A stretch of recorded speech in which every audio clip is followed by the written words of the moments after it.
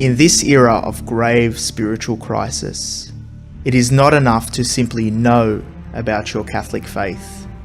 That is why we need a Catholic toolbox to equip us with the practical skills necessary to live our Catholic faith to reach our ultimate goal, which is heaven for all eternity.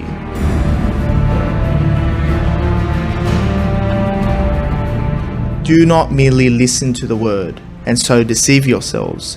Do what it says.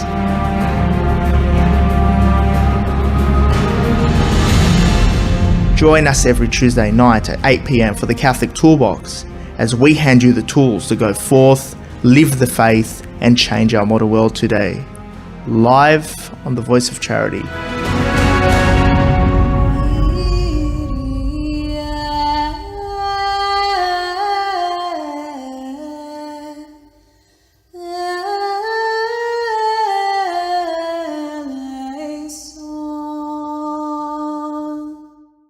And welcome back to another week on the Catholic Toolbox, the Art of Practical Catholicism. I'm your host and founder, George Manassa, here as we equip you with practical tools to live your faith in our modern world of today.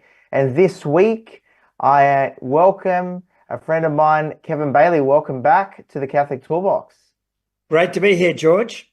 It's always great to have you here on the show and bringing your energy and your enthusiasm as director of Parousia Media and all the other great work that you do around the church, especially in your entrepreneurial life as well, in the midst of the ordinary circumstances of daily life. It's a real pleasure to have you on and discussing a very important topic here tonight, and that is parish life. We're going to be speaking about parish life because I feel like for millennials and young Catholics, nobody really sticks to their local parish. Everybody just, if you're a practicing Catholic, you go where you like, the priest, or where you feel you fit in, and where you get fed. On Sundays. Where you get fed. Like every right. Good, when you were a teenager, you go and you find out where your mate's place is, where the mum feeds you. That's where you hang out. So. The thing is, with our faith, we shop around a bit and we go wherever we're being fed. And so we're mobile these days. You've got a car, you've got wheels. And so the loyalty to the local parish isn't quite as strong as it used to be in previous generations. Absolutely. Yeah. I think the local parish for many people is simply the weekday mass, or if they need to get to mass during the week, where's convenient, where's local. But when it comes to Sunday and you have free time, that's the ultimate test. You have a lot more free time. You can travel whether you go to a certain parish or a chaplaincy or the traditional Latin Mass or any other Eastern rite. People will make the effort to go out of where they live into other local parishes or a parish or wherever they go to Mass. But speaking tonight about parish life and growing and improving parish life, you're involved in a particular parish renewal. If you want to introduce our listeners to that you're involved in and that you're a part of. I'm the Executive Director for Australia and New Zealand of Divine Renovation. Divine Renovation is a ministry or a movement that was established by Father James Mallon, who is a priest from Nova Scotia in Canada. And he, as a youngster, when he was about 16 or 17, went away on a church weekend. He wasn't a holy guy. He was he's from Glasgow originally, a Scottish guy. And he, from the story that I've heard, is that he got into a bit of trouble with some of his mates down the street, and he got taken home in the back of a paddy wagon. He basically, the local constabulary, the police brought him home. He hadn't done anything terrible, but they thought he was getting up to no good. And so his mother said, as punishment, he can go on a church weekend. And so the church weekend that they sent him on was a Casillo weekend. And he had an encounter with Jesus Christ. And that changed everything. He had a profound encounter where he knew that he was loved, he knew that Jesus was real. And that's what we've got to give our young people, an opportunity to meet Jesus. And we ideally should be doing that within that confines of a parish or a family environment. And our parish is like our family. And so Father James got very involved in the movements. As you know, there's lots of movements. There's Charismatic Renewal, there's Teams of Our Lady, there's Concilio, there was Antioch that used to be around when I was a young person. All these sorts of movements that people get their faith, and they get nurtured in their faith in all sorts of different ways. And they tended to use the parish as a sacramental service station, where they go there, and, they fill up and then they're off again, and so there was no real belonging. And so Father James said, well, if only the Sunday experience could be the same as the Wednesday night experience or the Friday night experience at the movement that he was involved in. And he thought, it shouldn't be like this. And so that got him really thinking when he went through seminary, became a young priest. And when he finally became a parish priest, he thought, I've got to put this into action. And he started asking lots of questions of lots of people about how could we transform the boring, beige, bland parish that was just, you know what it's like. You get some pretty bad parishes. And unfortunately, we'd become a bit jaded.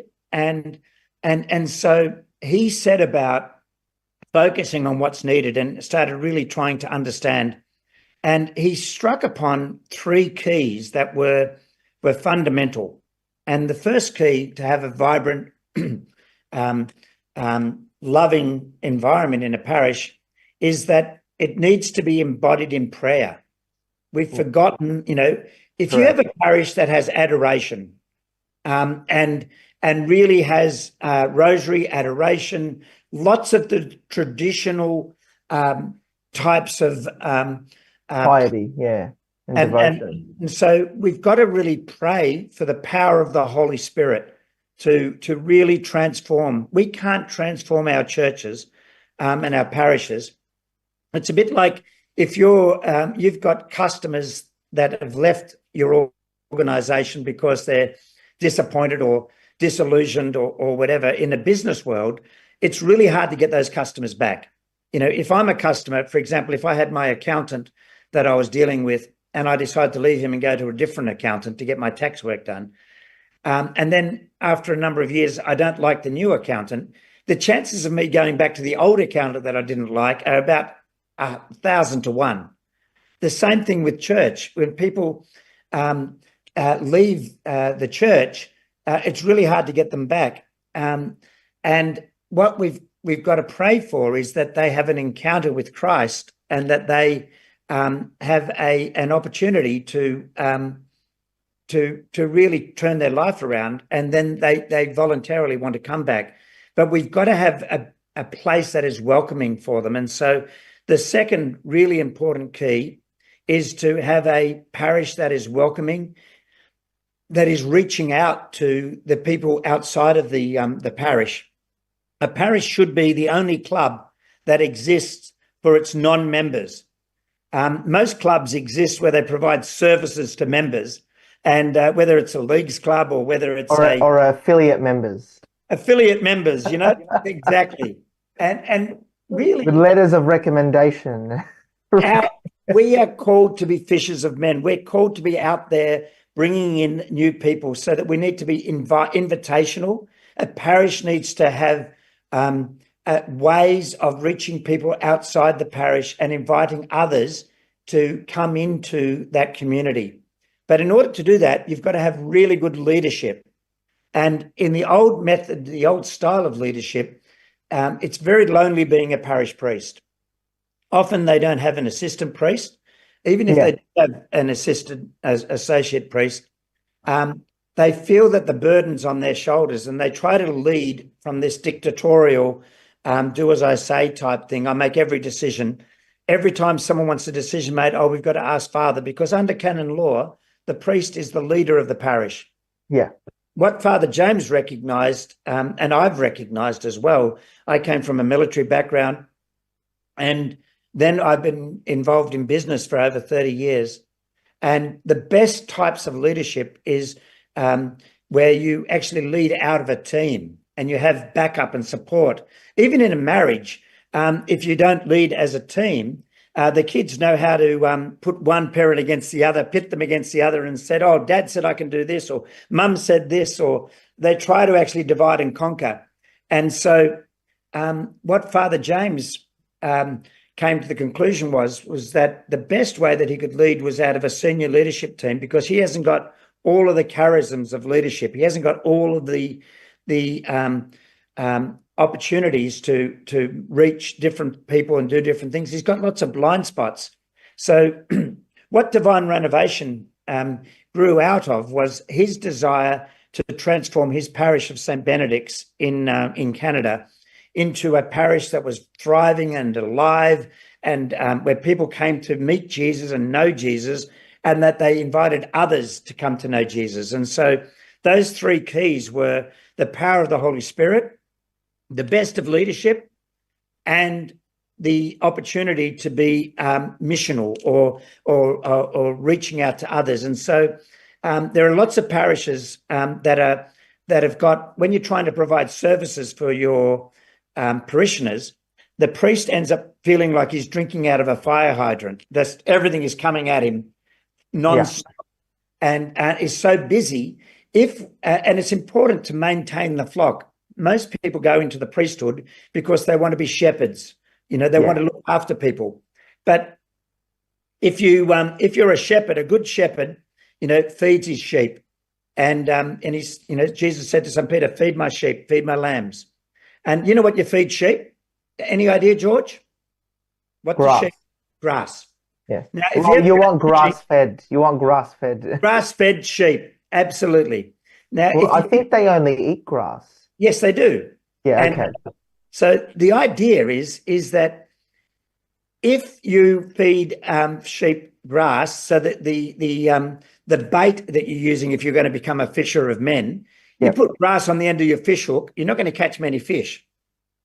So we're using the wrong thing to get the people outside of the flock to come in. And so being a fisher of men is a very different skill set to being a shepherd where you're feeding the sheep. And so a parish relies on all of the parishioners being invitational and inviting people to come. And we find that using the Alpha program, which is a 10-week or an 8-week program where you invite people to a meal, they can ask questions about life and the meaning of life. They can ask questions about who is Jesus, what's life all about, what is Christianity, any hard questions they have. And they watch a 20-minute talk, and then they have a meal together around the table, and then they get to discuss a few questions.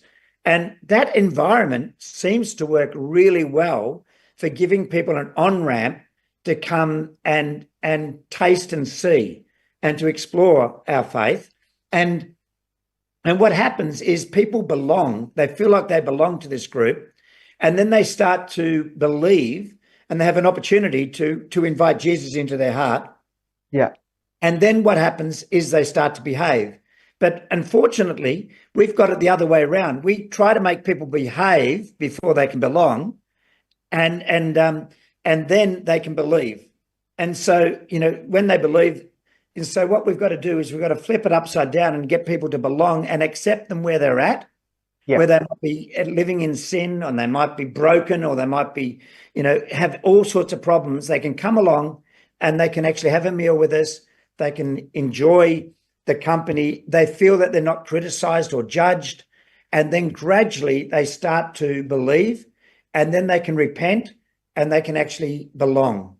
And then they start to behave. But we shouldn't have as a prerequisite for people to be in our parish that they have to behave in the first instance. Okay. And, the idea of being invitational, if you look at the average parish, let's say there's 1,000 people in a parish. If it's a Maronite parish, it's probably 2,000.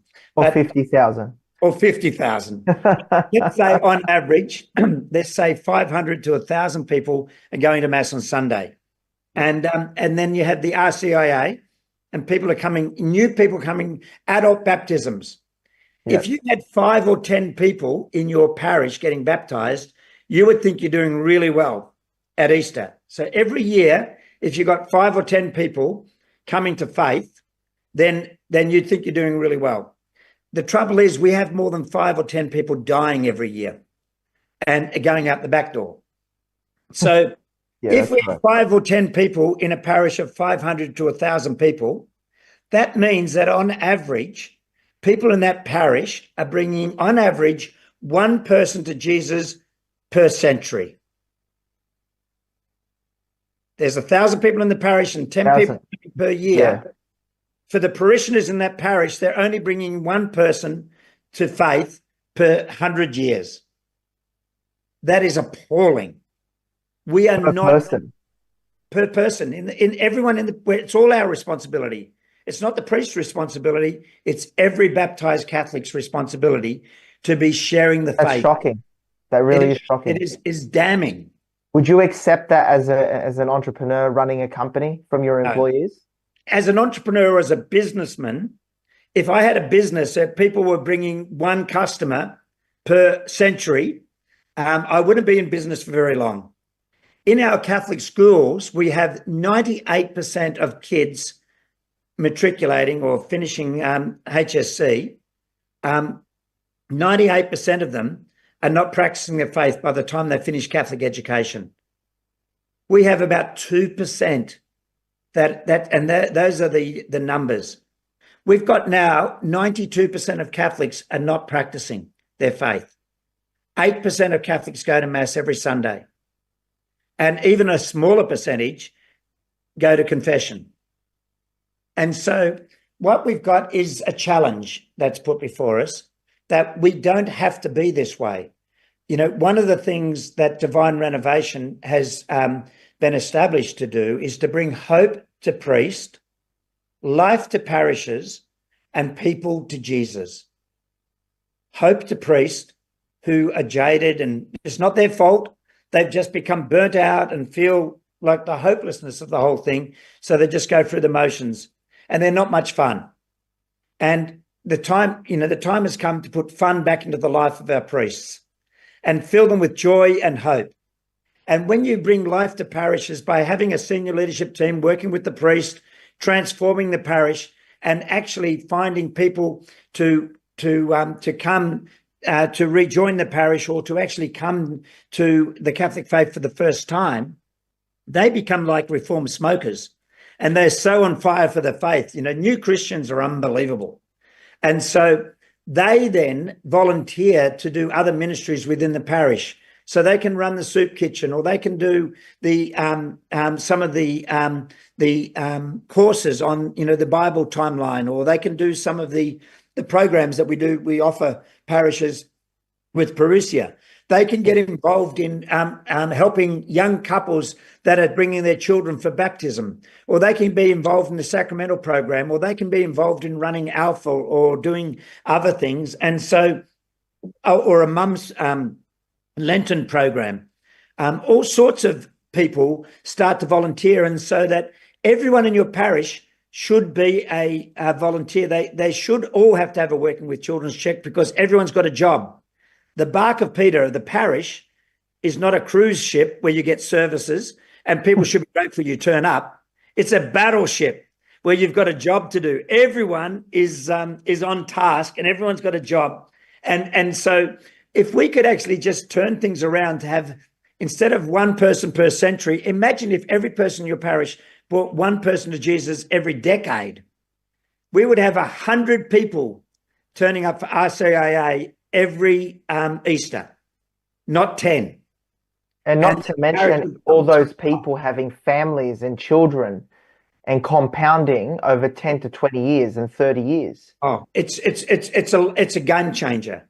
And so, you know, what we've got is we've accepted mediocrity for far too long. That's right. And Jesus doesn't, you know, Jesus talks about take up your cross, and we're looking for comfort. And we're thinking we're doing okay. We're the big brother in the prodigal son. We're the one who's, we didn't go off and squander everything. And so when you hear the story of the prodigal son, which character are you? Most of us are the big brother, and we get really angry because the prodigal son comes home and the father wants to kill the fattened calf and have a party for him because he's come home. We say, hey, what about me? I've been going to daily mass and I've been going to mass every Sunday, and we think we're so holy, but we're not. We're all flawed and we're all broken, and we should rejoice in the prodigal son coming home. And we should rejoice in finding people who've got no faith or who are lost. Jesus, when I think about my wife, and one of the things that she has been very good at doing in our marriage has been saying, she would say to me late at night, she'd say, what's on your heart? And so like all good wives, they want to know what their husbands are thinking about and what's important to them. And they want us to share our heart with them. But being an Aussie male, I'm like, nothing's on my heart. And why are you so annoying? Why do you ask what's on my heart? But really the reason she was asking me to open up, and it's really be vulnerable and to open up and to share my heart, is because it's really important for us to know each other intimately and to be close to each other so that we can have that marriage bond. And so I used to get really frustrated, but when I knew what was behind her request, then that really opened up my heart and allowed me to share. So I decided to use this on Jesus. I thought this is a good technique. She's used it on me. So I pray, what's on your heart, Lord? What's on your heart? Open your heart. Okay. I want to know you. I want to have a relationship in the way that my wife wants to have a relationship with me. I want to have a relationship with you, Lord. I want to know what's on your heart. So I'd sit in adoration and say, what's on your heart, Lord? Open your heart. And you know what's on Jesus's heart. He wants the lost sheep. He wants the broken and the lonely and the outcast. He cares. His heart breaks for the people who are not in church. His heart breaks for the people who are lost. And he leaves us in church and goes off in search of the lost sheep. And so what's on Jesus's heart? If we want to be close to the heart of Jesus, it's got to be on our hearts that we care desperately about those who don't know the Lord, and not just get into our little club, our little cliquey group, that we can go from, one club or one group to another, and we get fed and we go wherever we're fed and we think, oh, this is great. I love it. I'm feeling good. I'm comfortable. And as long as I'm being fed, I'm okay. But Jesus didn't say get fed. He said feed my sheep. Exactly. He said be fishers of men. He puts us to work. He loves us so much that he gives us the opportunity to be the conduit that he's going to work towards. That's such a privilege and such an honor. And so he says, take up your cross and follow me. And the cross has got splinters, and the cross has got nails, and the cross is hard. And quite frankly, as men particularly, the idea of us doing the thing that is hard is what invigorates us. And millennials are looking for the hard thing. That's what Jordan Peterson tells people. Do the hard thing, don't just, and we want to offer our young people softness and easy route. Yeah, that's right. And what they search for is the hard thing. They want to do the courageous thing. And so we need to recognize that our nature as Catholics is to actually be heroic and to actually lay down our life for what is on the Lord's heart, which is the lost and the broken and the lonely and the dispossessed and the people who've really are not comfortable. And we go out of our comfort zone to invite others, and we actually start transforming the parish, and the parish comes alive and it becomes the center of our life. And where we get involved in volunteering to lead the different groups that are doing different things. And even though we're busy, even though we're caught up, I think of my brother-in-law who unfortunately hasn't gone to mass for 30 years. He's really left the church when he was a teenager. And and yet he's a really good guy. But what's happened is as his kids became teenagers, he got really involved with the local footy club. Yeah. And he then ended up volunteering to become the secretary of the local footy club. And they say you only get out of something whatever you put into it. And so he's literally down there, 5 or 6 days a week. He gives about 15 hours or 18 hours a week, maybe 20 hours a week, voluntarily as the secretary of the local football club. He's doing all the rosters. He's doing all he's constantly on the phone working for the footy club because he loves the club. And when they were building new change rooms for the boys, he basically donated $25,000 that he couldn't afford. Yeah. For the club. And so if he has such a passion for the club, that's not literally something that's beyond himself, like the church and building the kingdom of God. If we could have the same passion for our parish that he's got for the footy club, we could change the world. We could set the world on fire. Imagine, we have people who put coins in the collection basket.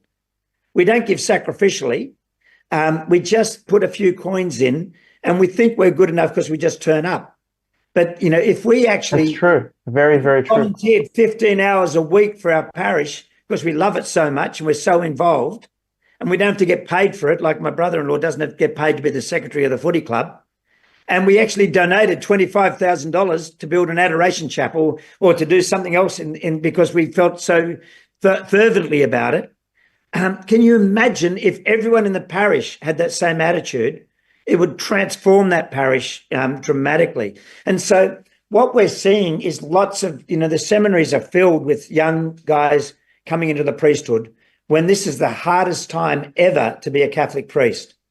When it was just easy, sailing, and everyone, made it, sort of easy going, there were no vocations. It's really hard to be Catholic. We get persecuted, and now we've got more seminarians. And young priests, these young guys that are coming through now are full of fervour for the faith.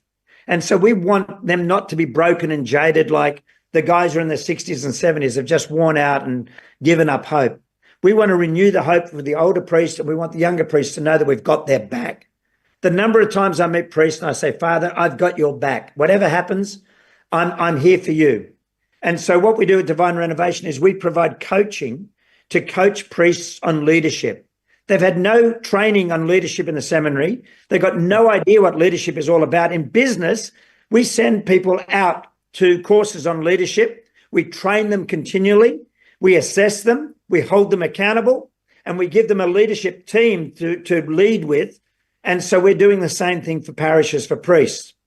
And then we actually have parishioners that are taking up leadership roles in all sorts of ministries and taking off the priest the burden of running ministries which are not central to his priesthood. And then we have that invitational culture, which is bringing new people into the parish every year, again and again and again. And then we actually challenge people to really make the parish the centre of their life. And then their children, we can have children's ministries and we can have all sorts of other ministries that people are working in. But the fact is there's no room in your parish for passengers. That's everyone in the parish has a responsibility and has a job. And everyone in the parish is going to give, according to their means, but also beyond their means sometimes, like my brother did with the footy club. So these are the sorts of things that can literally change parishes. I've seen literally we're working with 540 parishes around Australia and New Zealand now. 504, around wow. the world, we're working with over 5,000 parishes. In less than 10 years, our ministry has been operating, and it's just growing like wildfire, and it's very exciting. And I've seen so many priests change and turn around, and they're filled with joy and filled with hope and filled with passion for their priesthood. And so I thank priests for their priesthood because what it means to me and what the difference it makes. And they, priests are always getting people coming up to them. If they get a phone call or a knock at the door, someone wants a piece of them. Someone wants something. I turn up the door of the parish and knock on the presbytery door, and I say, "I've just got this fantastic bottle of wine, Father. I thought you would like it. Thank you for your priesthood. Here's a gift." They never get gifts from parishioners to say thank you. And sometimes write a letter to say how much that his priesthood means to you. And we need to look after, invite them to our home for dinner, to come around for dinner. And we invite some friends around, and we always, the idea of always inviting the parish priest, many times they can't come, but they know they're loved, And we've got our children, our wives or our grandchildren who let us know we're loved all the time. We're the family of our parish priest, and we've got to let him know that he's loved and appreciated, and that we're here to help him. And so, we provide coaches free of charge to priests that can coach them on leadership, and we actually help them with. We do provide backup and strength. We do use what we call strength finders to show, help them to see where their strengths and weaknesses are, and to actually be better, managers and better priests and better leaders in their parish. And then they gather around themselves 5 or 6 people who become part of this team. Yeah, a team. And they have a team. And I've had some priests who said that they were ready to leave the priesthood. Wow. And then this has changed their priesthood. And I've seen parishes that were bland and boring and beige and nothing come alive. You say bland and boring and beige. You see that all the time wherever you go in every diocese. Yeah. And for the life of me, I can't imagine being a parish priest in some of these parishes. It drives me crazy. Yeah. With a lot of bureaucracy and paperwork, and you've given your life up to serve the flock. Yes. and not just the flock, but also you've got to be fishers of men, remember? Exactly. So people getting this idea that they've just got to look after the maintenance of the flock. That's the problem. But it's bigger than that. It's serving everyone within the boundaries of their parish, whether they're Buddhist or Muslim or atheists or lapsed Catholics or Anglicans or... Kevin, here's an idea for you. Yeah. Another one I had, and I tell people about it, and anyone can steal it. You're free to steal this idea. We have a register of every single parish and every single diocese of people who've been baptized, confirmed, and married. Yes. Why can't we set up parish business development managers or evangelization managers who run a territory in the domicile of each parish and can call and follow up parishioners who we haven't seen and go out and see them, give them some information, try to bring them back to church, maybe through an Alpha program or something. Why can't we do something like that? I mean, that's a great idea. It's a great idea, and the reason we don't do it is because we're disobedient. If we pray the prayer, Lord, who is it outside the church that you want me to speak to today? If you wake up in the morning and you actually pray that little prayer of 14 words, Lord, who is it outside the church you want me to contact today? God will inevitably put someone on your heart to give a call to. Yeah. And then we think, oh, no, not that one. And so you disobey God's answer to your prayer. Like Jonah goes west when he's supposed to go to Nineveh. And what happens is we run away. Yeah. And so it's disobedience to God's call. And we put up with that. We say, that's okay. You don't have to do that because we're comfortable, because it's getting out of our comfort zone to do that. But yes, we do have to do that. And so, the thing is we have to have a conviction in our heart that is the heart of Jesus, which is for the lost and the lonely and the broken. And we have to turn our life around, because our church is dying, not because the Muslims are killing us in the Middle East, or not because we're being attacked or persecuted for our faith. We're dying because we've become complacent and bland and boring. And so we are just, becoming irrelevant. And yet only each and every individual person can change that in themselves and their own family. And quite frankly, when my eldest son didn't want to go to Mass anymore, he refused to go when he was a teenager. And we were talking with some friends, and they were talking about what their kids were going to do when they left school. And they were, one was saying, "Oh, my son wants to be a doctor. My son wants to go into law, or my son wants to do this." And I was thinking of saying, "Oh, what my son wants to go, he wants to follow in my footsteps and go into finance." And before I could open my mouth, my wife blurted out, "I don't care if my son's a garbage collector, as long as I get to spend eternity with him." We need to have the heart my wife had, that we care so much about our children's faith that we're prepared to do anything. If our child is failing at maths, we get them a maths tutor because we want them to do well at school. If my child was suffering from anorexia, we get them a psychologist because we don't want them to starve themselves to death. If my child doesn't want to believe in God or want to go to church anymore, we say, "Oh, well, you can't make them." And we just think, "Oh, well, that's what happens, and we let them go. And so we need to actually show our kids that them practicing their faith and knowing Jesus is more important than their health or their maths grades. And that requires us to take our faith seriously. And if my son wanted to be just like me, and he did, then, I prayed to God about that, and God answered my prayer. I'll paraphrase God because his words weren't exactly this, but he said, "Let's mess with his head.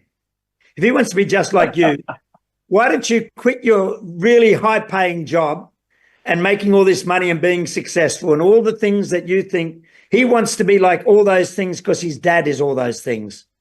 What if you quit your job and just worked for the rest of your life to volunteer and just work for building up the church?"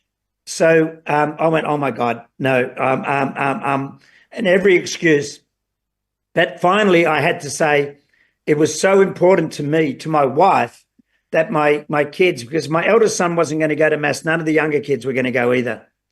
And we were going to lose all of our kids to faith. And my wife couldn't bear the pain of not spending eternity with our kids. So what happened was I said, "Okay, I'm going to do this." And so I had enough money saved up, fortunately, my retirement savings. But then, 14 years ago, I sold my business and I haven't earned a cent since. And I basically give everything I earn to charity. And so I'm basically giving away the money that I've had. And so my son sees me going to daily Mass, sees me working till 9 or 10 o'clock every night, but doing things to help bring people to faith. And he wants to be just like me. I didn't bring him around. He went to World Youth Day and someone else inspired him, and he ended up giving his life to Christ. And now he goes to daily Mass and takes his daughter to Mass every day. And he prays the rosary, and he's got a most amazing faith. And my other kids, they're following in his footsteps. And so what it takes sometimes is a radical transformation of our life to be serious about our faith. And our kids, if we're really serious about our faith, our kids will follow in our footsteps. The question is, have we been serious enough about our faith? And it's not over. My kids, a couple of them are a little bit, maybe not. They miss, occasionally. So I think what we need to do is pray for our kids every day and pray that they have an encounter with Christ and they surrender their life. And if we had more Catholics doing that, instead of just going to Mass on Sunday and just living a life the same as everybody else, if someone came into your home, would they recognize that home as Catholic? If someone came into a parish, would they recognize it as Catholic? But the fact is that we're just living like everyone else, going to the footy, following the footy, doing all the other things, and giving our $2 a week to the plate, and racing to get away from Mass as soon as communion has been finished, and we've, sacramental service station, we've filled up and we're out of here. we've got to change our lives. And my life in the last 12, 13 years has been more filled with joy. I've met some of the most extraordinary people that I would never have met if I'd stayed in my business career. And financially, I've been able to show my kids that, maybe they won't get such a big inheritance, but, they've become more generous and they've gotten much more involved with their faith. And I think that's the key, is that we've got to be able to have people in parishes turning their lives around, and we've got to find other men for our young men, and women for our young girls that can be role models. And they look up to role models. They look up to their mum till they're about 7. They look up to their dad till they're about 14. Then they look up to some other, Shane Warne or some footy player. Yeah. But we've got to have, or some bikie, or some gang member if we're not careful. So we've got to actually put into their lives really solid men. So I've got lots of mates that are involved in our parish, involved in our faith, and I basically befriend their kids, and I get them to befriend my kids, and to be mentors to them. And that's what parish life should be all about, where it takes a village to raise a child. And so, my son, who's 18 now, my youngest son, he knows a couple of my mates, and he thinks they're awesome blokes because they pay attention to him, and they give him, they give him time, and they take him to the footy, or they invite him that we go skiing together, or do things together. And one of my mates, my son, he surfs. Now, I'm a lousy surfer, but nevertheless, my son decided that he wanted to go surfing, and so we got him a surfboard. And then my mate who surfs, he's in his 40s. He's a really cool dude. Yeah. And so he's a convert to the Catholic faith, and we helped bring him into the faith. And so there he is, taking my son down surfing, and talking about Jesus as they sit there waiting for a wave, because he's a new convert, so he's full of the faith. And so it's amazing. Personal apostolate is absolutely amazing, to do that personal apostolate in your day-to-day life. Yeah. With other people. Yep. And let's now go into the 3 practical tools. Many people, I'm sure, undoubtedly inspired tonight by everything that you're saying about the Divine Renovation program, reinvigorating the priest, putting an A team around him so that they can work together and execute and get things done. But somebody listening here tonight, everybody's part of Herald, whether you're Catholic or looking at joining the church. What can we do to take action? Yep. Today, what are some 3 practical tools for people listening here tonight to take action tomorrow or now? Praying for a change of heart, praying for the cross, praying. Now, that's a hard one. This was the hardest prayer it took me months and months and months before I would pray it with conviction. You know how we can pray to the saints in the Catholic Church? We can say, Mary, pray for me. Saint Joseph, pray for me. Saint Augustine, pray for me. Saint Simon of Cyrene, do you know who he was? Yeah. The man who helped our Lord at the cross. He helped Jesus carry the cross. Yeah. What a privilege. Can you imagine if in some way you could alleviate the suffering by a tiny little bit, even just to actually put your shoulder to the cross and to help Jesus to fulfill his destiny, to actually wrap your arm around Jesus and to actually let him lay his burden upon you. If you love someone, when my little daughter broke her arm when we were skiing, and she was in so much pain, and they were trying to straighten it a bit so they could put the plaster on, and she's screaming in pain. And my prayer was, just let me have the pain. Let me take the pain off my little 12-year-old daughter. I just don't want her to hurt. I love her so much that I want to share her pain. I want to take it off her. Simon of Cyrene was able to do that for Jesus.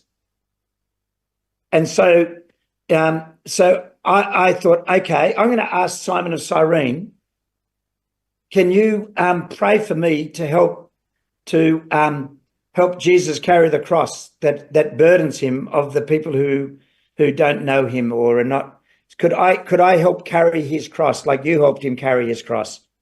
And I went, oh no, that's a bit too scary for me. So I didn't want to pray that prayer. It took me 3 or 4 months before I had the courage to pray, because when you pray for something, it gets answered. So we need to pray for a change of heart, that we will be prepared to take up the burden of the cross, of transforming our parish and take responsibility for it. So prayer is the first thing that we can do. Something practical that we can do in addition to praying is we can actually do something for our priest. We can love our priest, buy him a bottle of wine or a bottle of whiskey. Something about priests, they like wine and whiskey. I don't know. They must be all alcoholics. Good Catholic thing. Good Catholic thing. Part of Catholic tradition to drink. You bet. So buying them a gift or inviting them for dinner or inviting them around for a barbecue, again and again, even though they can't come, and not being ashamed of having a priest turn up at a barbecue with our mates. And being, a few men, we have a open fire pit, and I invite a few mates around, and then I invite the priest around. Great conversations come out of having a priest at a party. And I just they don't get invited. So doing those sort of things, or writing a letter to your priest, that's a practical thing you can do. Yeah. Number three. I just turned 30 over the weekend, and congratulations. Thank you so much. I had a dinner for my 30th, and having a priest there at the head, the table, yes. for our dinner, and having a mate of mine who's Jewish and mates who are atheists, great conversations, Yeah. it's really beautiful. Yeah. It really is, to have a priest there. Many graces flow from that. But the thing is it's great for us, but what I'm saying is what it does for the priest. Exactly. Where he feels loved, where he feels wanted, where he feels part of things, where he's important to us.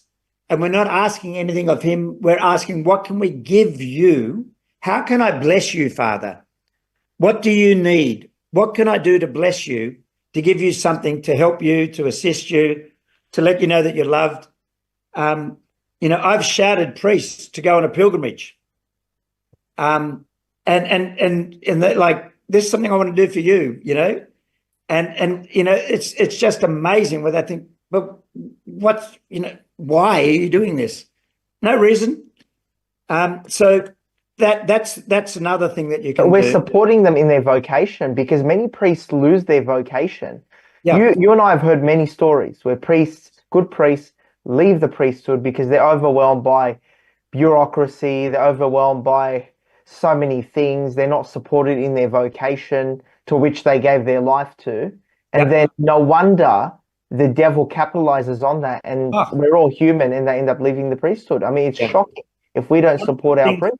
That is a wonderful blessing for my ministry, is that I get to travel all around Australia. I did a big road trip for New South Wales. I drove from Melbourne up to Albury, then to Wagga, and then right up through That's not that far. to Bathurst, Armidale, then out to Moree, back down through to Wagga, and then I went across to Tumut, and then it was amazing. 11 days on the road.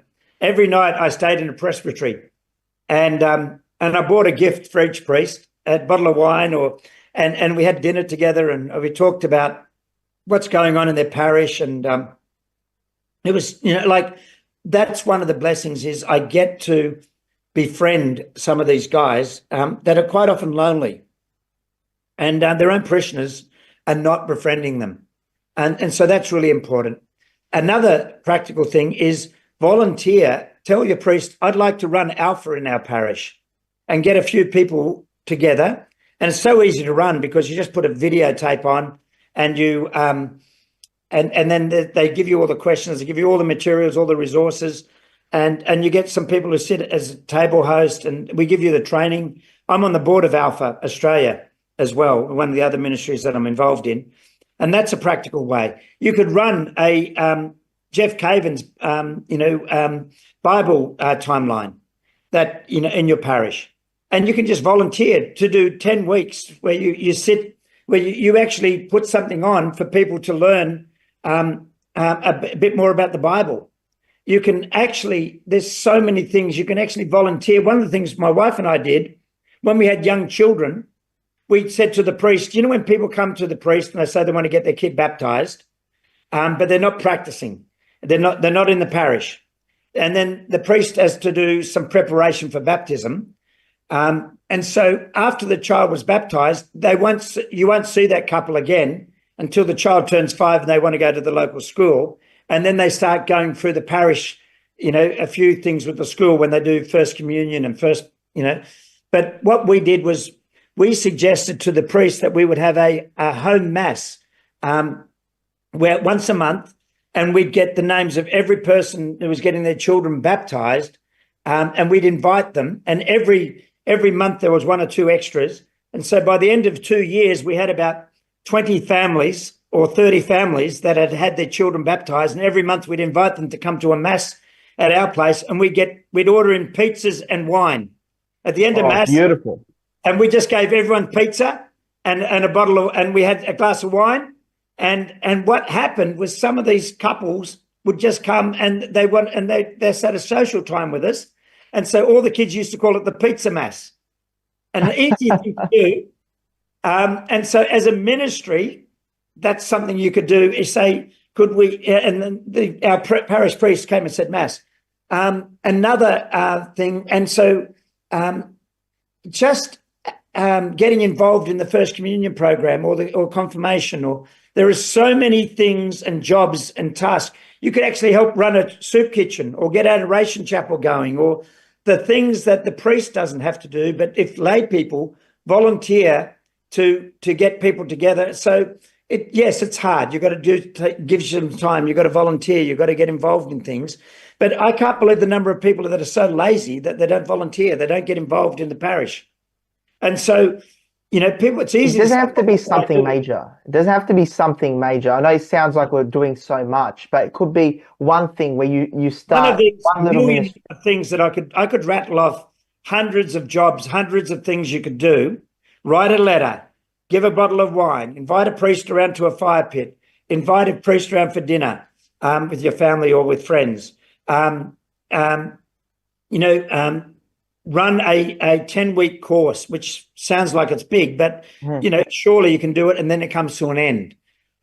Get involved in the baptism program, where you volunteer once every 2 months to have a couple come around to your home and talk. There's a little series that Parousia has called Reborn, the Ascension Press puts out about baptism, and you put on a video and you watch a video with them and talk about it afterwards and have a cup of tea.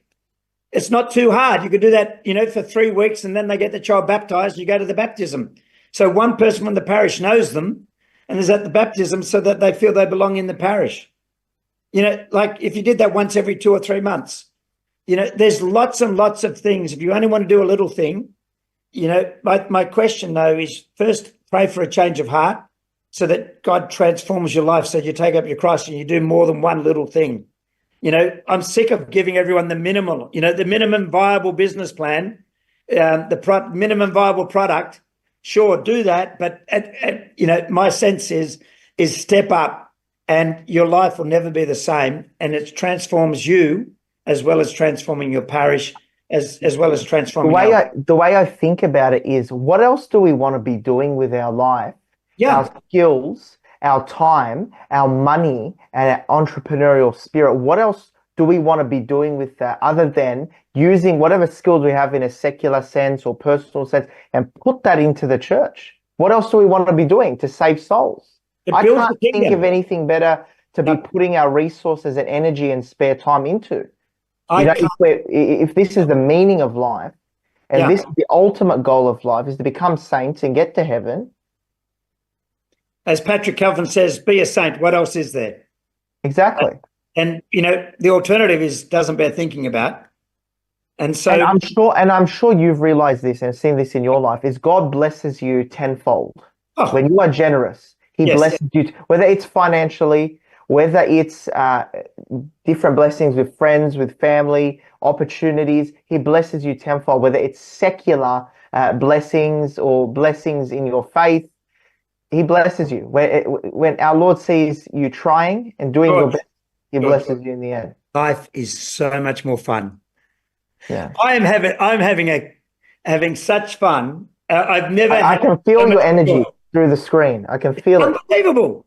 That's where God blesses us. It's not going to make me richer because I'm giving it away. But if I give all my time, but he may bless you. He may give you more money. I'm not working a day in my life. I'm basically doing things I love to do with people that I love. He's put people like you and Charbel and Matt Frad was here just a couple of weeks ago, hanging out with Matt and Cameron, and they're my friends. And Scott Hahn is my friend. And I'm mixing with. I'm just getting to know some of the most extraordinary people that are like, my life is filled with some of the most extraordinary people. I meet some of these priests. I meet some of these people that are working in parishes. And I've just got people that have got meaning and purpose in their life, that give meaning and purpose to my life, that my life becomes filled with joy, filled with fun. And I wouldn't be dead for quids. That's the way that God is able to bless us.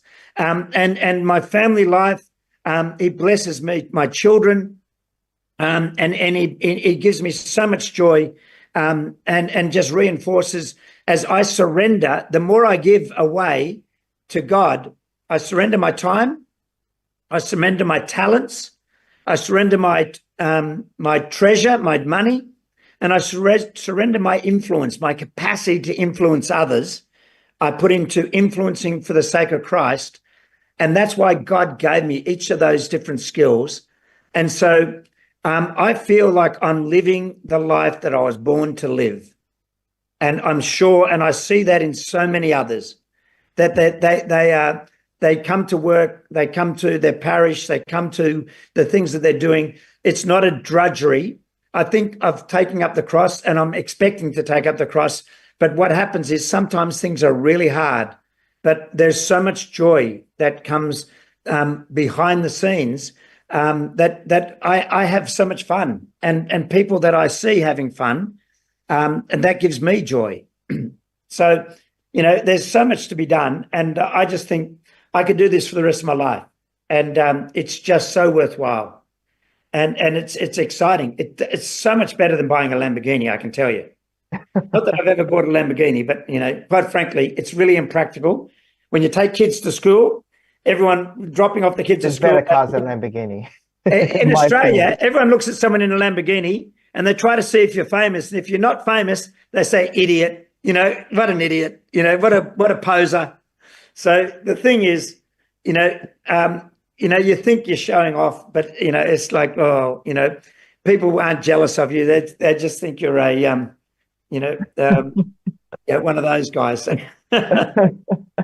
But thank you so much, Kevin. It's been absolute delight. You've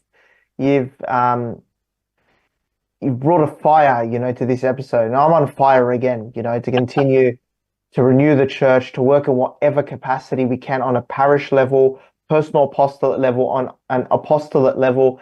And I highly recommend you check out Parousia Media. Don't forget to get your resources all over Australia and the United States and worldwide. ParousiaMedia.com. That is ParousiaMedia.com, and building up the kingdom of God. So thank you so much for being here tonight, Kevin. Thanks, George. And if people want to actually renew their parish, just go on divinerenovation.com and drop us a line, drop us a message, and we'll provide resources and help for your priest and your parish, and let's make it happen. Yeah. Thank you so much. And thank you for tuning into the show. I'm your host and founder, George Manassa. Until next week, God bless, take care, and take action.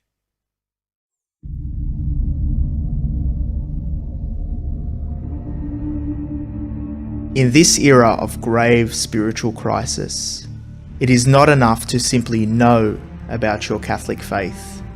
That is why we need a Catholic toolbox to equip us with the practical skills necessary to live our Catholic faith to reach our ultimate goal, which is heaven for all eternity.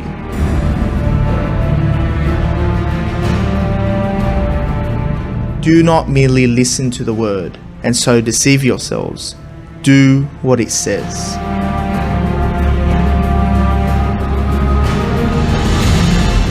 Join us every Tuesday night at 8 p.m. for the Catholic Toolbox as we hand you the tools to go forth, live the faith, and change our modern world today. Live on the Voice of Charity.